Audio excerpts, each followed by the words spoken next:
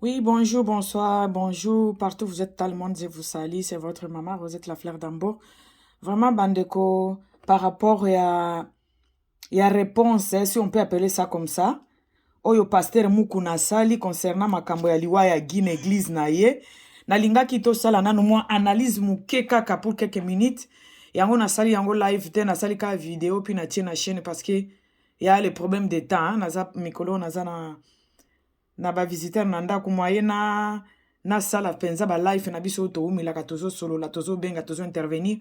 Ezate mais après peut-être ba obstacle ya nini ya leki ya star na biso Ferregola o na kombo ya Gigola après enterrement na ye peut-être plus mercredi ou après l'enterrement alors on va faire d'autres vidéos parce que on toza convaincu que on a déjà dit des choses ba vérité il fallait to loba pona ko telemela Orligo la oyayaki ko faire humilier petit frère naye oyaza star na biso Ferregola concernant la mort ya ndeko na bango comme si bango nde bato ya liboso kokufisa na mokili biso tuto ya eza toza bapaya tokoleka donc mutu na turu na ye akendaka mais modèle na biso baafrikain tozala nango ya koplace mort ya mutu na mutu ya mutu yango eloko totelemelaki et pour moi j'ai l'impression qu'on a tout dit et puis on a tout démontré avec des preuves à l'appui comment bavoisi ezaki ya lukuta comment grand frère na ye alakisaki n oyo babengaka kindoki ezalaka n ezalaka mauvaise eye alakisaki ki mauvaise eye na ye oyo ezali kindoki par rapport ya leki na ye oyo tobengi na star na biso Ferregola tolakisaki yango deja tosalaki ba video comme tozalaka bato ya babezi te comme tozalaka bato ya kovanda na kati ya bezi te alors on avait pris la décision de s'arrêter là et d'attendre jusqu'à ce que bakokunda star na biso bakokunda leki ya star na biso na kombo ya Gigola après l'enterrement.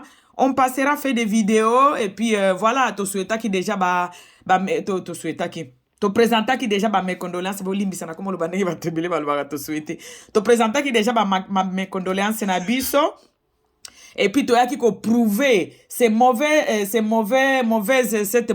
eye ya Orligola vis-à-vis ya petit frère na ye oyo azali star na biso ya musique congolaise l'unique la seule personne l'unique star oya musique na biso congolaise oyo azalaka na voix oyo etouchaka bakere na baame ya bato azala na voix oyo etouchaka et nous prions que un jour Ferregola voix na ye wana apesa yango nzambe abanda koyembela yango nzambe kosala mpe kitoko makasi pour que monde entier eyoka mpe voix wana nzambe apesa na kati na ye oyo ba mauvaise ye baza koya tout le temps pona ko détruire ye bitumba na ye ezali na kati ya famille na ye on a prouvé ça na ba vidéo na biso ba vidéo ya bato ya monde entier merci na batutu oyo balobelaki likambo yango tolakisaki na monde entier que toa bazoba te que y a une complicité que y a un complot derrière tout ça là par rapport na ba voice na makambo ya ya lobaki ba voice na makambo ya yebi minzela moko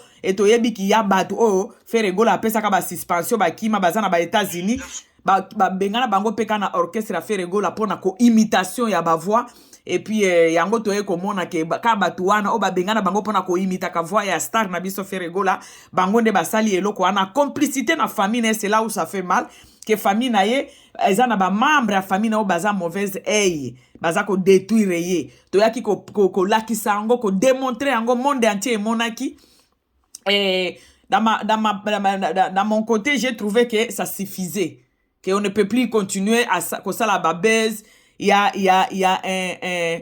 un mort d'homme donc toki ko continuer ko sala nango babaise c'est pourquoi bandeko to arrêta ki na biso pour na kozela après ba enterrement on peut faire des analyses après ba enterrement et tout et puis la vie continue parce que tozo obligé ko s'arrêter te vie bandeko nanga ezalaka etambolaka toki ko fandi sa vie te to vandi kaka mbala moko non il faut la vie continue bandeko nanga soki vidéo na yo ko sala ngo lelo eza par rapport ya vidéo moko na moni bakati yango na TikTok ya réponse ya pasteur Mukuna par rapport de cette histoire parce que ce qui totali bien mutu il faut ba arrêter na kati ya makambo oyo mutu il faut l'état et yoka il faut police et ya ko yoka ye eza pasteur Mukuna parce que notre frère petit frère ya star na biso Feregola akufeli na kati église ya Mukuna.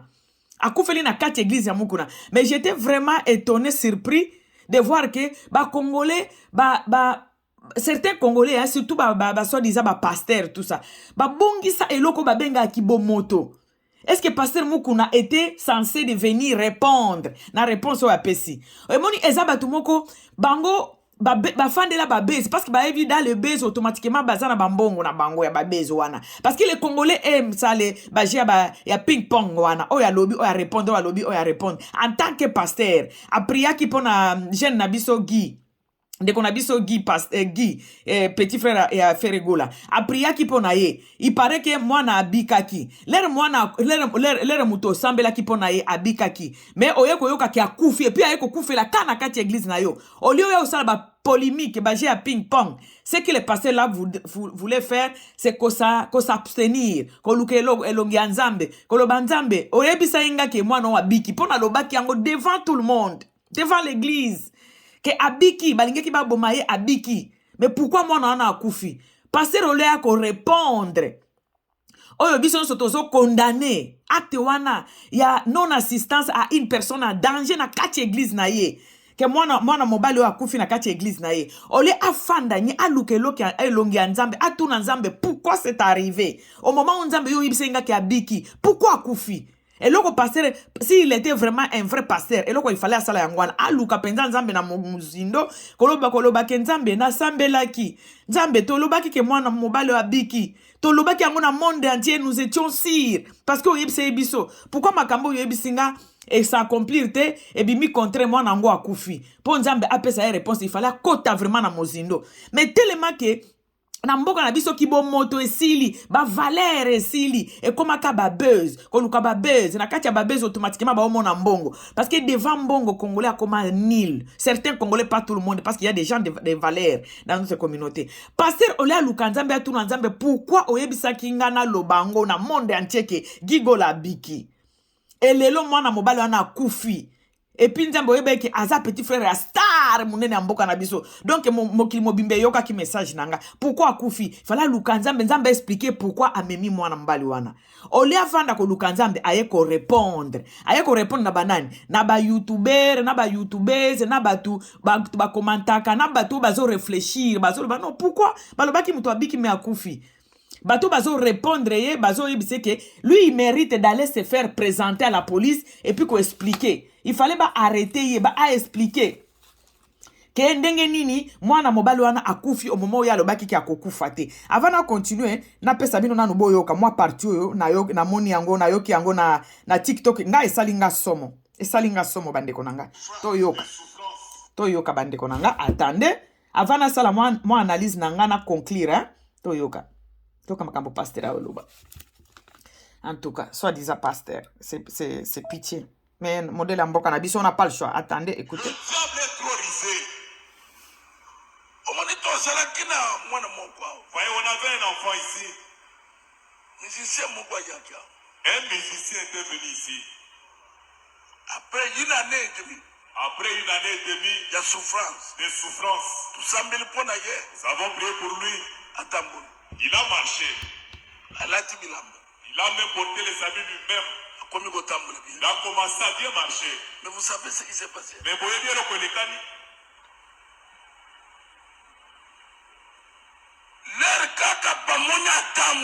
Quand on l'a vu marcher, ils ont compris que là où il est, il sera guéri. Il sera bien. Bandeko, pour te comprendre le kwazoloba, azo ya ko se justifier na mort ya gigola alingia zongi sango donc et pas ya bandoki hein toloba po pas biso muto mort naturel les alate il vient se justifier devant le monde entier oh ya kosa ki bango ke mwana na abiki alobi siko ke l'air banguna ya gigola ba monike alingi abika donc abika kinante au moment où c'est lui-même na kati ya kiti na ye wana kaka na tare wana alobaki ke gi abiki nzambe abiki si okufe susute mais awa azo ya ko se justifier siko alobi nini alingaki abika ba monike alingi abika yango baye kolanda ye bayebi place ya za de place ya za munguna oki okota na ndenge alingi ndoki oki okota na église wana pe azwi mutu il faut ayeba ka place ya za bo tolanda bandeko tolanda nano hein? Après je vais expliquer après tolanda nano na ngeka na loba place wana ya to bo santa biso c'est déjà ki abiki lelo ekomi ki alinga ki abika boyoka on est venu les prendre ici. Oh, il faut que l'hôpital. Oh, il faut que tu ailles à l'hôpital. Et qu'on s'en bon. Mais après une année. Après une année. Mais bandeko to comprendre que Guy a sali une année et demie l'église té. A comme on le bat après une année, c'est comme si Guy a sali une année et demie l'église na c'est faux et archi faux. Une année abelinde une année et demie mais azaki l'église na une année et demie té. To landa mensonge ya ba pasteur oyo. Ba yebi ko tia moral. Pourquoi vous venez de l'hôpital? Pourquoi vous l'avez pas mené à l'hôpital? Il faut Tolandaki na voice wana Guy alobi une année et demie abelinde une année et demie mais asali une année et demie na église ya mukuna te. Tala mensonge ya bato oyo. Tala mensonge ya ba pasteur oyo. Guy Gola asali une année l'église te abelinde une année et demie mais ce que Olandi mateya ya pasteur mukuna dimanche c'est comme si Guy Gola asali une année l'église na ye. Le menteur. Bato ya mensonge, ba manipulateur. Guy moko alobi batamboli ba hôpitaux nyoso. Batamboli nde ba hôpitaux nyoso pendant une année et demie. Mais ezate ki asali une année et demie na église hein, c'est faux. D'abord eloko ya lukuta liboso yango wana. Tolanda. Donc il faut comprendre une maison pour toi. Pourquoi nous connaissons l'église de Panzi? Tu ne peux pas commencer à dormir à la maison. Moi si na yalilia. Sa femme a pleuré. Elle dit papa. S'il part, il va mourir. Ici, on veut l'achever. Excusez-moi. Je demande, tu entends ce que ta femme dit? Non, papa, on va chercher une maison dans les environs. On me fait pression. On va chercher une maison près de l'église. Pour qu'on vienne à l'église. Ils n'ont pas cherché une maison près de l'église. On l'a éloigné de l'église. C'est une force. L'église est un Bandeko. Quand je suis parti en voyage, fini par couper l'église. Et Sili, on l'a éloigné de l'église. Après quelques jours, il est mort. C'est ce que j'ai dit, Mayele Mabé, Bandeko, omoni lena landi place onga elekelinga. Franchement, sans vous mentir, ba pasteur oyo, ba éloigna peuple oyo elandaka bango, ba éloigna bango na bonzambe. Et comme biloko moko boye, donc il y a ba explication, il vient se justifier, pasteur ayeko se justifier. Bandeko nangai, kana même Bible wana, Jésus disait aux gens, donc que non na Bible te, to zonga ke pa pasteur. Pasteur Mukuna jour a présenté biso Guy Gola obiso tout au monde ango ke akepa Mukuna. Mukuna lobi boy après délivrance moi no akokufa lisusu te ba présenta qui est après délivrance. Donc c'était considéré que basi ba délivra ke abiki. Mais lelo Mukuna ebisi biso ke lelo po aluka a se justifier. Bon mutu anzambe a se justifier kate. Mutu anzambe a se justifier te. Ye il fallait qu'il ait Nzambe pourquoi Nzambe atinda kiye aya ko yebisa na monde entier que Guy Gola biki o Guy Gola eko kufesu na kati église. Il fallait qu'il alukande Nzambe ayebisa mais tellement que bazali ba tintin ba pasteur oyo la majorité eza bango nyonso te. Batu ya ba pasteur ya motindo oyo ya Mukuna oyo balingaka ba justification. Ayeli suso eko yebisa biso ke ba mona ki alingia bika. Donc yazaki nano abiki te le représenter ki biso ete ki a présenter ki abiki abika kinamute. Alingba moni ki alingi abika ne ba yeko bimise na kati église. Au moment où ye Mukuna présenta biso déjà Guy Gola jour wa priaka ya kuya na église wana. Jour wa présenta ka na kati ya temple na wana. Ayebisa ka biso ke Guy Gola biki ba nge bali ayeme abiki. Toke siko na Bible. Na kati ya Bible Jésus avando sa soki abiki si mutu. Batu ba vanda ka na église te. Église zanda kwa mutu ko vanda te batu bayaka ko luka lobiko et puis bakei. Na kondima na bango parce que po so baliki sur na délivrance au tout beli aux décision de ne plus pécher. Des délivrance c'est ça les mak. Exacte que ceux qui va délivrer na kati église moko il faut là obanda ko vanda na église on a c'est faux et archi faux. Ya yebise biso gigola si abiki. Gigola kwa kisiko ko zonge pa na ye. Azuanda ko pembeni église. Azuanda ko musika na église. Akukipo nzambe azaka na kati ya motema. Délivrance o ya asalela ki wana. Ela kisabiso ke abikaki. Lera abiki ato vandi na 100 km ozana nzambe wana na kati na yo. Na kati ya Bible, Jésus a bandé ko guérir batu. Jésus guérissait. Guérissait et disait, va et ne pêche plus. Jésus a bandé ko guérir batu. Mais à quoi bisaka mutu, va ne pêche plus. Tout le monde a place Jésus a kangisa batu, ba vanda kana kati église, ba bouger li sous-souté.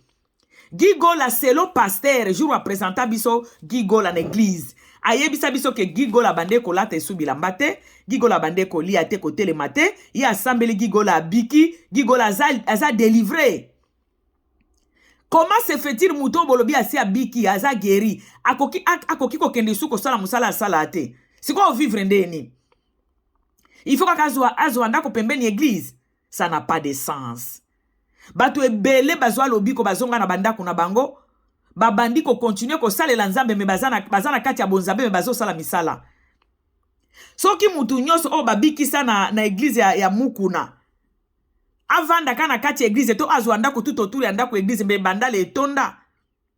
Be banda le place ya kotia mutu ezala ate. Parce que selon le pasteur, Gigo le fallait basale délivrance, il y a salé délivrance à l'obi kabiki. Mais Gigo n'avait pas le droit de quitter l'église. C'est que ça délivrance en dengenin. Ba guérir yo, Jésus a bandé comme ça batunde, va ne pêche plus. Mais tout le monde a place Jésus a kanga muto avant dans la kati ya lopango nete. Mensonge, justification, ko luka ko se justifier. Makambo nzambe ba se justifier te. C'est-à-dire la vengeance et la justification. Ce n'est pas un pasteur qui va se mettre dimanche au lieu de prêcher, à zo ya ko sa ba justification sur un acte criminel. O eleki na kati église na ye. Jésus a bandé ko guérir batu mutu moko te tout monde Jésus dit je te guéris et reste là. Ko kendete abandé bisa tu es guéri, ta foi t'a sauvé. Va ne pêche plus. Va ne pêche plus. Va ne pêche plus wana c'est-à-dire kende mais alande na nzambe na kati no méditation. Yo présenter biso ke oso bikisiye. A kendete avandaka wana et comme mensonge, comme kindoki. Et comme magie. Soki abikaki ya solo ndenge akendeki wana akeka na kondima olobi mwasi ne abande kolela c'est que babande kondima ba guérison yango te c'est que yondo za na guérison ezali yesu te parce que soki Jésus a guérir mutu atika la kanakati ya mutu wana zo tambisha bomo inaye va ne pêche plus.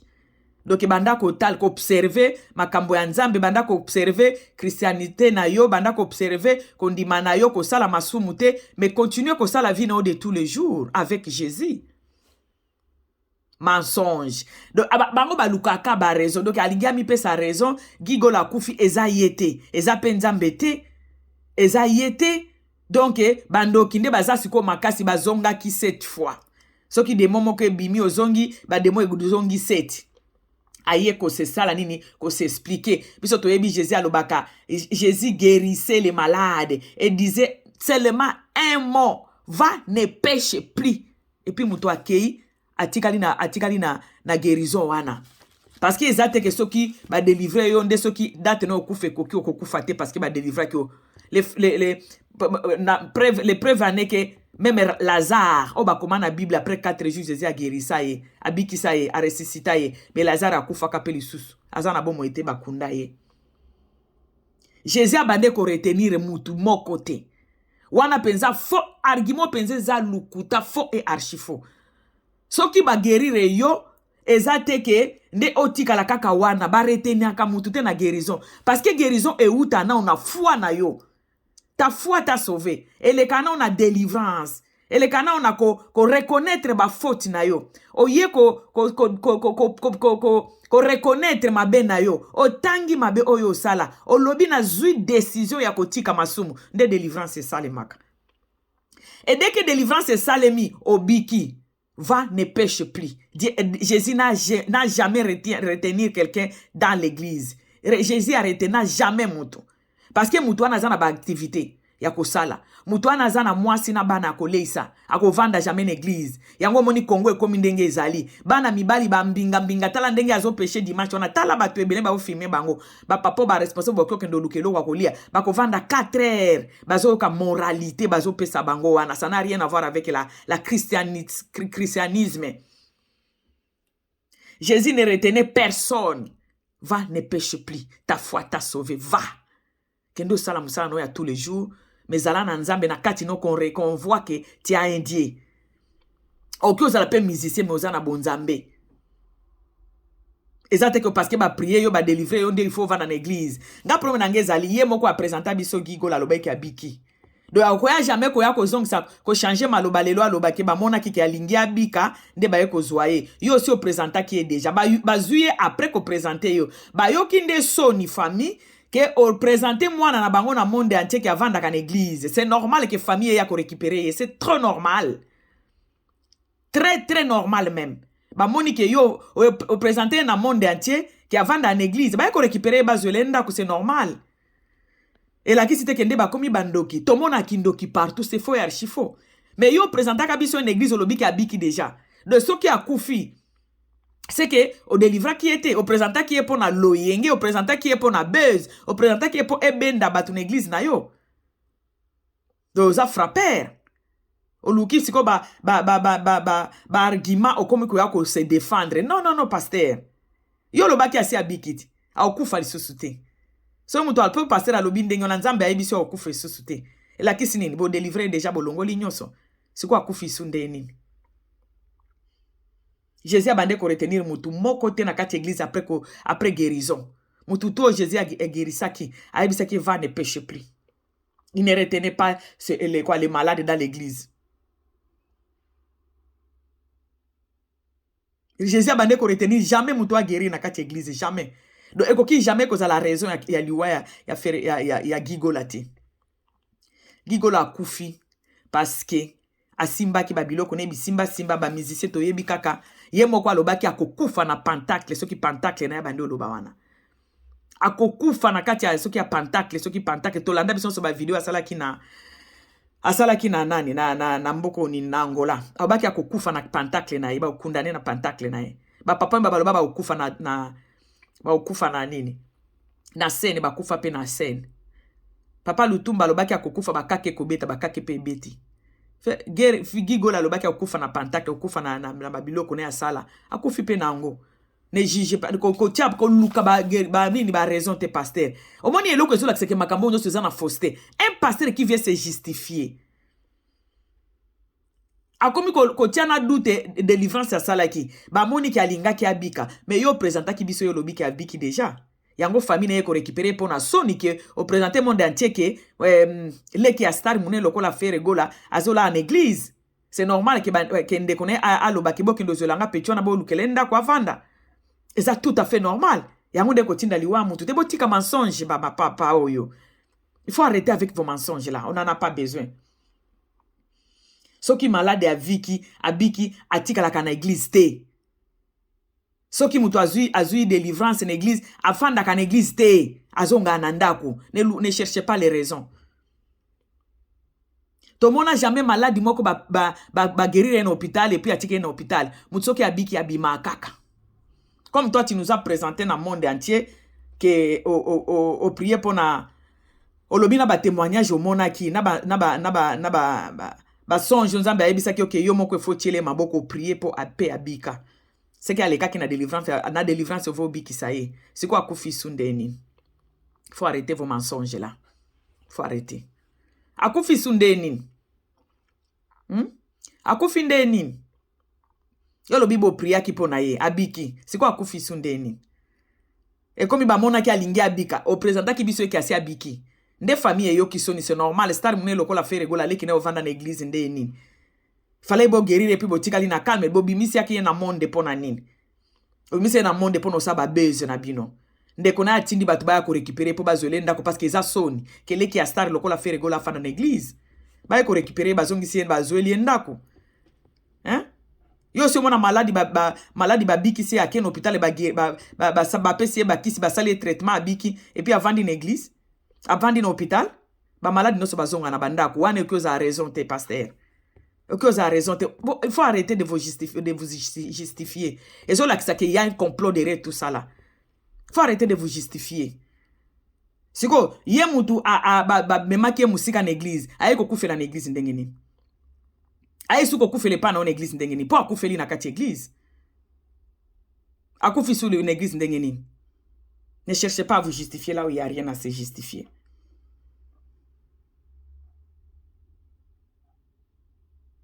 Ba maladi ebele bakenda na hôpital ko zwa kisi. Omwe mtutu penza aza hospitalisé. Le rabiki azonga na ndako.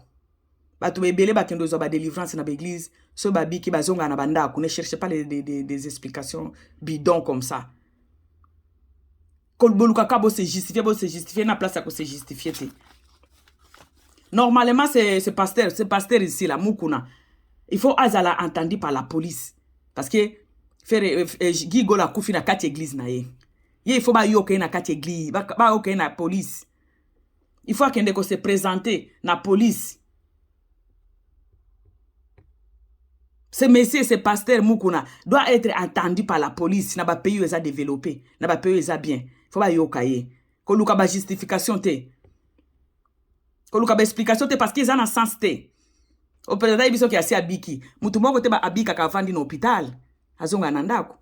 Les représenter les qui a star mune lo kwa faire regula na kati église na yo bando s'attendre na nini. Batika ye kaka avanda wana. Et puis c'est du mensonge que Abeli une année et demie. C'est comme si une année et demie on a babando s'occuper na été. C'est comme si ndenge passer la zolo bela c'est comme si une année et demie on a zalé ka na église. Non. Na ba voice na bino alukuta wana toyoki yango ndeko na epe wana ene ya ndeko na ye ya faire regola. Orligola lobaki yango batambuli na hôpitaux ebele. Qui paye tous ces hôpitaux là? Ne mentez pas là où là où tout le monde a écouté. Ne cherchez pas des raisons, place des raisons exactes. Non, bandeko, il faut arrêter biloko. Avant di une année et demie na kati église te. Babando soigné ye depuis longtemps azaka na ba crise wana, ya ba nerf, ya ba perte ya mémoire, ya liboma. A umeli nango, ba tambuli na hôpitaux nyoso. Pasteur Muku na ba justification na azoluka, azoloba c'est comme si Gigo la salinde une année et demie na kati église na ye. Ce pasteur doit être attendu, doit être vraiment entendu par la police. Parce qu'ils ont quand même décès où ils salimi na kati église na ye. Ils ont décès où ils salimi na kati église na ye. Il faut ba yokaye. Ils ont vraiment non-assistance à une personne en danger. Et là, il est na kati église wana. Ils ont non-assistance à une personne en danger. Quand nenge to zakabato ba raison, comment luka ba raison? Ba priya qui est donc aux la enda konde bomie, mais aye ko kufele sou na kati église na yo. C'est qu'il n'y avait pas une délivrance. Ce qui peut akufi ke ba demo ezongi, c'est que ezate ke batunde ba bomie, azongeli masumu. Pour exemple, ozope sawana ke, ce qui mutu demo moko ba bimisi, que ozongi na masumu eko zonga 2 fois. C'est que ça n'a rien à voir na batu ba lokaki. Masumu ezongi po ye mutu azongeli masumu. Boza batu ya lukuta, batu ya mbindo, batu ya babez, ba passer ba bez. Ba passer ba intimidation, ba influence. Ba passer ba boutique, ba to ba tonda. Do mutu avanda ka na église ba pesa ka bambongo, ba pesa bambongo. Les représentants qui est dans le monde a été attendé à quoi? Famille ko yaka ko récupérer. Parce que c'est un petit frère d'une grande star de la communauté Ferregola. A olingate ko présenter de connaît ba tutu ba yeba ki avanda ka na église. Ba ennemi ne ba kotinda ba tuna bango ba ya ko filmer kuna. C'est pourquoi il fallait qu'il ba longole na kati église. C'est clair que ça. Hein? Bino mo kensa bolo bana bato bazangi mayele tonini to za bazo bata. Les représentants les qui a star mune lokola Ferregola. O présenter yé. Dans le monde entier qui avant d'avoir une église na yo. Mais ben ennemi a fait ba ko profiter ba ko ya ko filmer yo wana. Il fallait ko lukele ndako de plus vite que possible. Kindoki moko eza wana te. Atanga na ko sala ngo na obimisale kinanga wana. Ngaku tuna yebani te bongo star mune lokwa Ferregola. Aolo babo lukela pecho wana ndako. Et puis ko lukela mutu ndako eza ça n'a rien à foutre na ça n'a rien à voir na délivrance. Osali mutu délivrance lobi abiki. Kasi atikali siko na foi wana na kondima wana bazo priya kananda ko bakozwela ye. Non, ne cherchez pas ko kabula ba famille ba tutina ba niveau bandeko nanga. Bandeko o eza preuve ya kolakisa ke ba passer onde bazo kabola ba famille. Ba passer onde bazo détruire ba famille. Ba détruire la communauté na niveau 0. Kaka kindoki. À la logique des choses, bande konanga. Ba présenter les qui a star mune loko la faire regola. Nakati église mokobo. Ba tutu ba ebi église ya mukuneza na bandal. Tous ces ennemis là de faire regola ba osani. Ba ko yako sambu sa faire regola ba ko filmer ye. Il fallait que à tout prix, aba lukela mwana ba lukela le qui nenda ko vite, le plus vite que possible. Fallait ba bimise l'église et l'obité kende pekisi délivrance aussi azwaki. Pour Jésus abando lo ba va ta foi t'a sauvé. Va et ne pêche plus. Tu vas vendre dans l'église.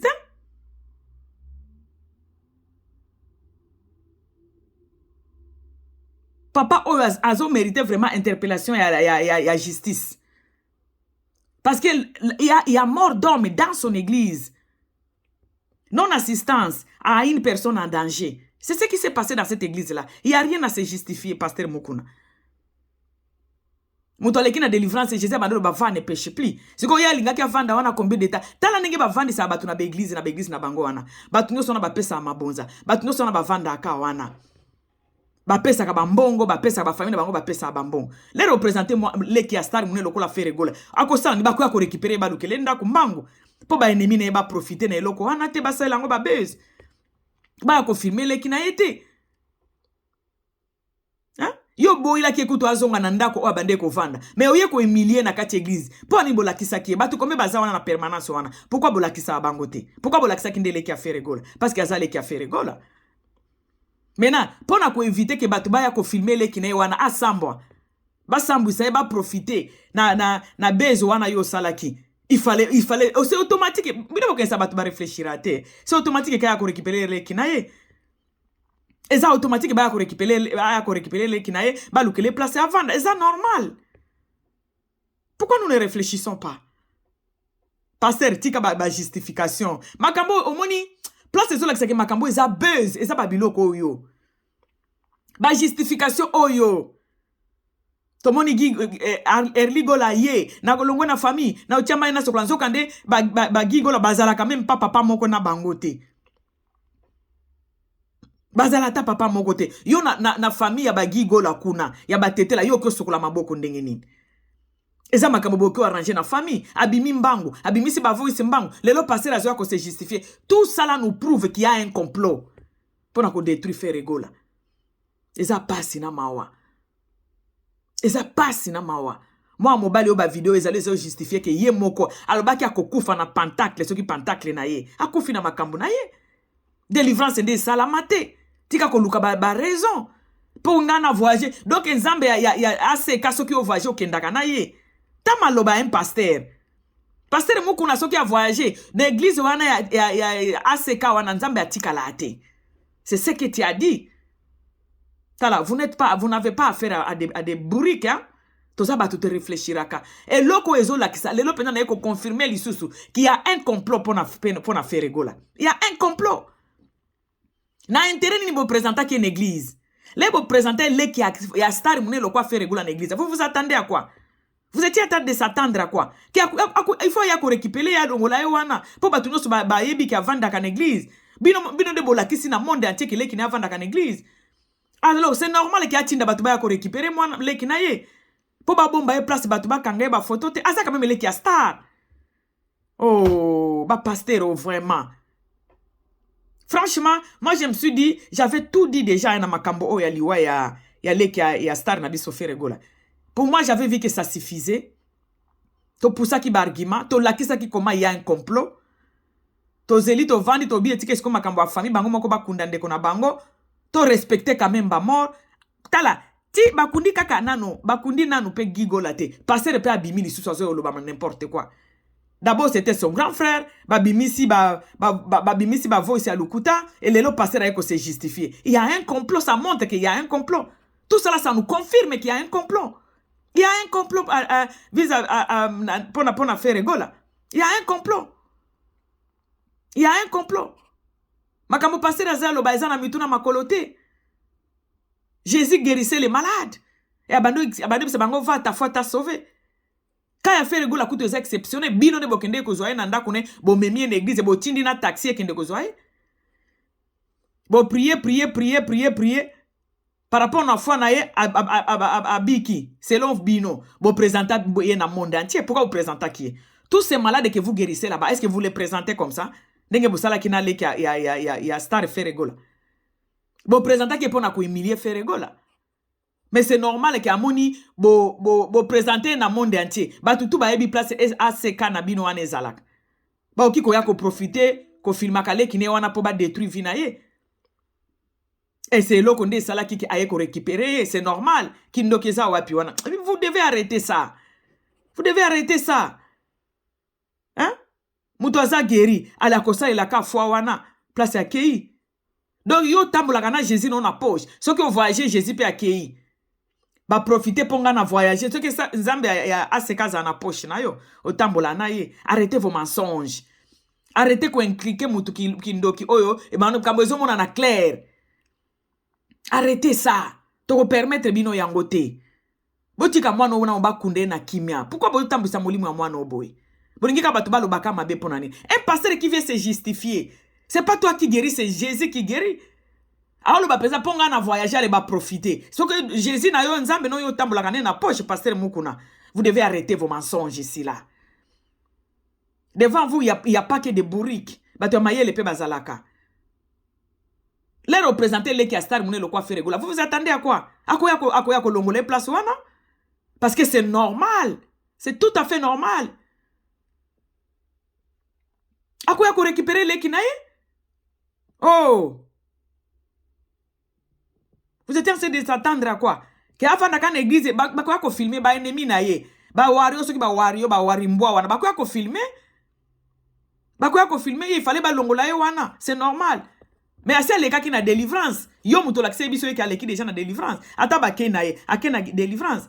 Un pasteur qui dit que va profiter pour nga nazate, sauf que Jésus na ya tambola kané na poche. Mes amis, boti kamano ba kunde na kimia. Tout ça là, c'est tout sorti ya mukuna. Na kati église azo pesa ba justification et convaincre nga lisusu et confirmer lisusu qu'il y avait un complot. Et confirmer lisusu qu'il y avait un complot vis-à-vis ya Ferregola. Il y avait un complot pour cette star là. Et ça mala mute boti kamona ba tout tranquille.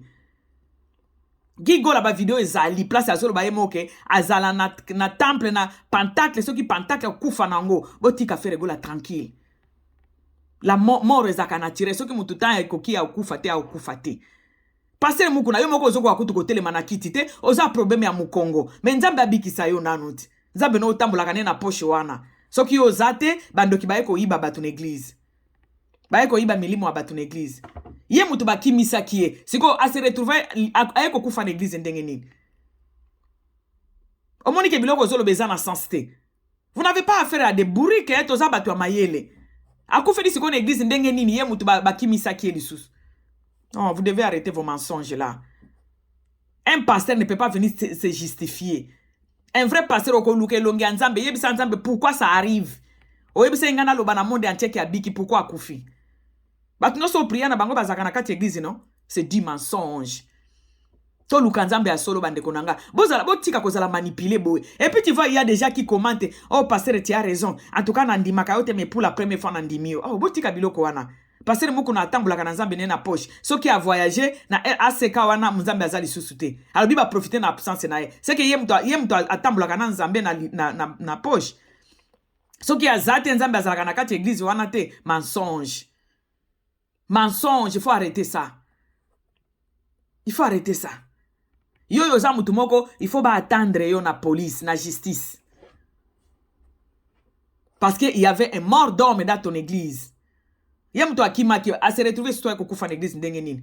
Vous voulez tout le temps manipuler les gens pourquoi? Bon manipuler batunyo sauter, c'est faux. C'est faux. Arrêtez de juger cette star là, il n'a rien à foutre. Il n'a rien à faire dans tout ça là. Eza liwa parce qu'il y a zanzambete pour aboma moto. Et surtout moto yo lo baki possible délivrer qui. Azanzambete. Tout ça là les gars c'est justifié pour ba lo bate que il y a que se présenter na police eza lokola ya zala kité.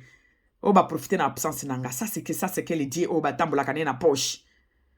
Voilà bande konangai ya mukena zaki nango pona sorti kaka ya médiatique ya passer muku na pona ko se justifier.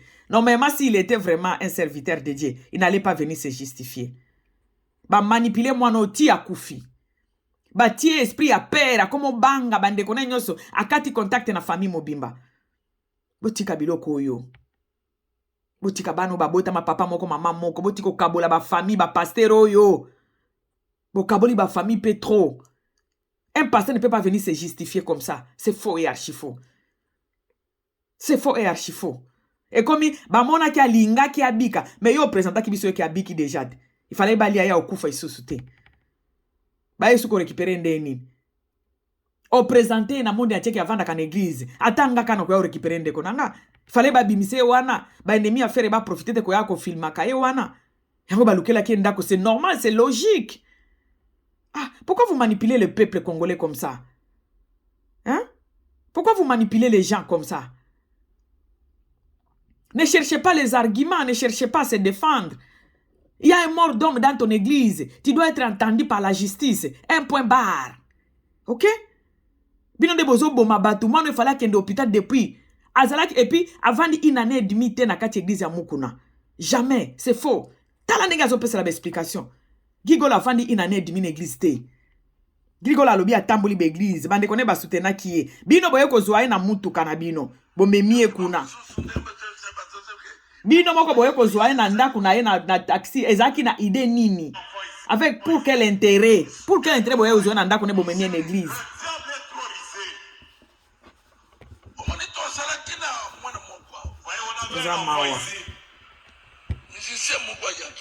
Un musicien était venu ici. Après une année et demie, on a des souffrances. Nous avons prié pour lui. Il a marché. Il a même il a commencé à bien marcher. Mais vous savez ce qui s'est passé? Mais vous voyez bien le Konikani. Quand on l'a vu banani, banani, ils ont compris que là où il est, il sera guéri. Bon, akobika, yem se biso si abika ki akobika. Abika ite. Mais c'est normal bati na batuba ozoa et po bo humilier qui fait le gola ko laksale qui n'est l'église. C'est normal ba ko récupérer. Oh, il faut que l'hôpital. Il faut qu'il y ait un hôpital, c'est normal. Vous savez qu'un hôpital. Après une année et demie. Une année et demie à Tambola na hôpital nyoso. Pourquoi vous l'avez pas Bato a solo ko bato lukuta. Ba mema ki na hôpital na hôpital. À Tambola na hôpital. Donc il faut comprendre une maison. Il fallait pas se l'enda parce que va en hôpital té. On va faire na église té. Moi si na yalilia. Sa femme a pleuré. Justification, justification. Ce gars accueilli. S'il part, il va mourir. Mawa. Mawa bande ko na ngai. Ici, on veut l'achever. Je demande, tu entends ce que ta femme dit? Oh, papa, on va chercher une maison. Église est ça comme Togo Vandate. On me fait pression. On comment qu'on se la mourir, ma cam?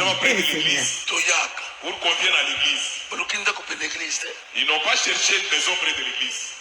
Bande ko bosi bo sambeli pona mutu abiki fa lukanda ko pembeni église. Bo saleli délivrance nzambe ebiso ki abiki. Fa lukanda ko ce qui est à la bongo mbele bandalo ane tonda bat noso ya sambelela.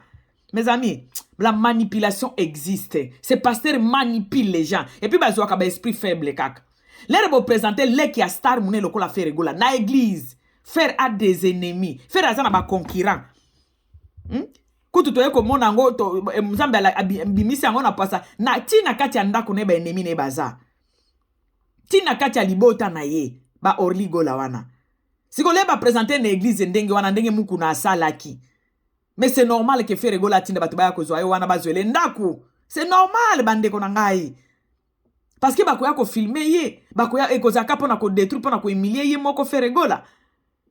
Mes amis, ces pasteurs manipulent les esprits faibles. Manipulent bato bazara mayelete. Bato bazaba manipulateur bande konangai.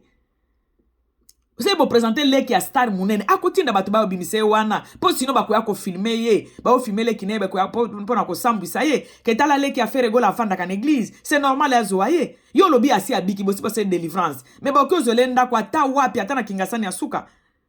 Et ça que faut za pembeni église c'est faux et archi faux. Si on se retrouve à Koufina Kati église n'dengenine. C'est qu'il bande ko ya église. Vous voyez qu'il y a que des mensonges, manipulation. Ces gens nous manipulent bande konanga. To longwa na makambo ya bato. Bato ba kabola ba famille. Ba kabola ba famille. bapanza makita bapanza bafamille bapaster oyo nzambe asunga peuple congolais so blandi eloko materne oyo eza ni na mutu ni na makolo te il vient se justifier mwana nzambe se justifier te Fere gola zwaki ndako soki wapi Guy gola zwaki ndako kezala musika me abande ko ya na église akufeli wapi akufi na église pourquoi venir se justifier eloko ko sala ko luka nzambe ko tuna nzambe ayebisa nzambe yo muto yebisa nga mwana wa biki akufi sundeni c'est ce qu'il allait faire. Merci beaucoup bande konanga. Ces gens sont des manipulateurs. Bo sala attention congolais to sala attention. Ces gens sont des manipulateurs. Merci beaucoup bande konanga. Merci beaucoup. Nzamba lola mona moko na biso.